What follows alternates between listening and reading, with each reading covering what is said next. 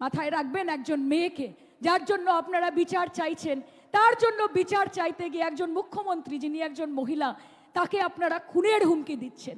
একজন মেয়ের জন্য আপনারা বিচার চাইছেন, তার জন্য বিচার চাইতে গিয়ে তাদের মহিলা সাংসদদের আপনারা রেপের হুমকি দিচ্ছেন।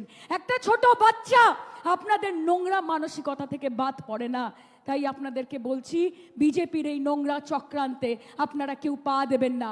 কারণ বিজেপির ডিএনএ পশ্চিমবঙ্গের মানুষ জানে এবং মমতা বন্দ্যোপাধ্যায়কেও পশ্চিমবঙ্গের মানুষ চেনে।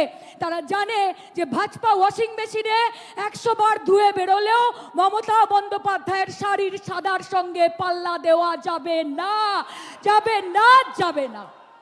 গতকাল একটা ঘটনা আমরা সবাই দেখলাম, কিভাবে ছাত্র সমাজের ভেগ ধরে কিছু বিজেপির বড় বড় নেতা, কিছু কুচো কুচো কর্মী, তারা সবাই রাস্তায় নেমে বাংলাকে কলুষিত করার চেষ্টা করলো। তারা শান্ত বাংলাকে অশান্ত করার চেষ্টা করলো। তারা শান্তিপূর্ণভাবে পুলিশকে ঢিল ছুড়লো। তারা শান্তিপূর্ণভাবে পুলিশের ওপর চড়াও হলো। বাংলার মানুষের বুঝতে বাকি নেই যে এটা একটা গভীর ষড়যন্ত্র। একটা আন্দোলন, তোমরা সবাই জানো যে প্রত্যেকটি আন্দোলনের একটা গরিমা থাকে। আজকে আন্দোলনের মধ্যে থেকে আমাদের নেত্রী মমতা বন্দ্যোপাধ্যায় তৈরি হয়েছেন।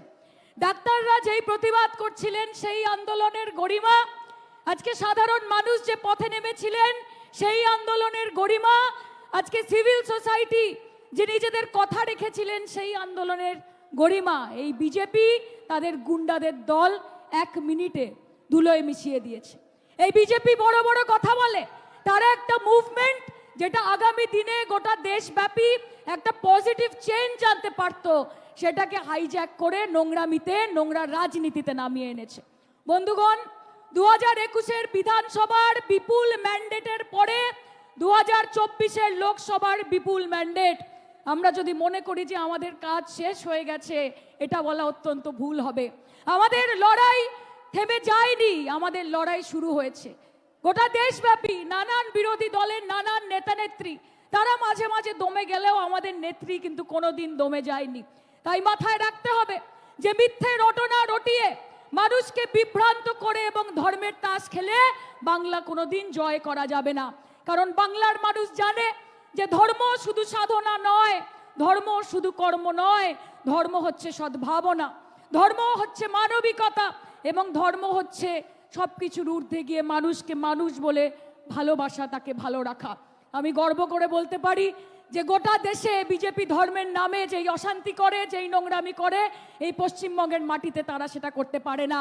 কারণ পশ্চিমবঙ্গের মাটি সকলের মাটি, পশ্চিমবঙ্গ প্রত্যেকের মা এবং পশ্চিমবঙ্গের মানুষ পশ্চিমবঙ্গের মেয়ে তথা মুখ্যমন্ত্রী মমতা বন্দ্যোপাধ্যায়কেই চায়।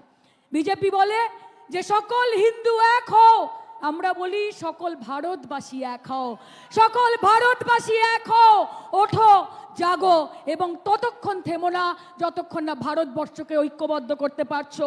এই বিজেপি বলে नीति नियत निष्ठा निर्णय, सही बोला आपने, धर्म के आधार पे देश को बांटने की नीति, अमीरों को अमीर बनाने की और गरीबों को गरीब रखने की नीयत, अपने नेता मंत्री भाई बंधु एमएलए एमपी और डबल इंजन सरकार के प्रति निष्ठा और देश और संविधान और विपक्ष को खत्म करने का निर्णय, এটাই হচ্ছে বিজেপির একমাত্র মডেল।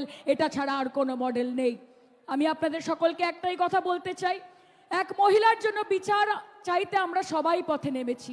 একজন মেয়ে হিসেবে, একজন সাংসদ হিসেবে, একজন তৃণমূলের একনিষ্ঠ কর্মী হিসেবে আমরা যেরকম নির্ভয়ার জন্য বিচার চাই, আমরা সেরকম অভয়ার জন্য বিচার চাই। আমরা বাংলার জন্য বিচার চাই, আমরা হাথরাসের জন্য বিচার চাই, আমরা মণিপুরের জন্য বিচার চাই, আমরা বদলাপুরের জন্য বিচার চাই। বিচার কখনো একাধারে হতে পারে না, একটা রাজ্যের জন্য হতে পারে না, গোটা দেশের মেয়েদের জন্য আমরা বিচার চাই। মাথায় রাখবেন, একজন মেয়েকে যার জন্য আপনারা বিচার চাইছেন, তার জন্য বিচার চাইতে গিয়ে একজন মুখ্যমন্ত্রী যিনি একজন মহিলা, তাকে আপনারা খুনের হুমকি দিচ্ছেন। একজন মেয়ের জন্য আপনারা বিচার চাইছেন, তার জন্য বিচার চাইতে গিয়ে তাদের মহিলা সাংসদদের আপনারা রেপের হুমকি দিচ্ছেন। একটা ছোট বাচ্চা আপনাদের নোংরা মানসিকতা থেকে বাদ পড়ে না। তাই আপনাদেরকে বলছি, বিজেপির এই নোংরা চক্রান্তে আপনারা কেউ পা দেবেন না, কারণ বিজেপির ডিএনএ পশ্চিমবঙ্গের মানুষ জানে এবং মমতা বন্দ্যোপাধ্যায়কেও পশ্চিমবঙ্গের মানুষ চেনে। তারা জানে যে ভাজপা ওয়াশিং মেশিনে 100 বার ধুয়ে বেরোলেও মমতা বন্দ্যোপাধ্যায়ের শাড়ির সাদার সঙ্গে পাল্লা দেওয়া যাবে না, যাবে না, যাবে না। তাই আপনারা আগামী দিন, আমি ছাত্রদের বলবো, কঠিন সময়, এই সময়কে অতিক্রান্ত করতে হবে। আমরা বলে থাকি, এ বুড়ে वक्त जरा अदब से पेश आ, वक्त नहीं लगता वक्त बदलने में।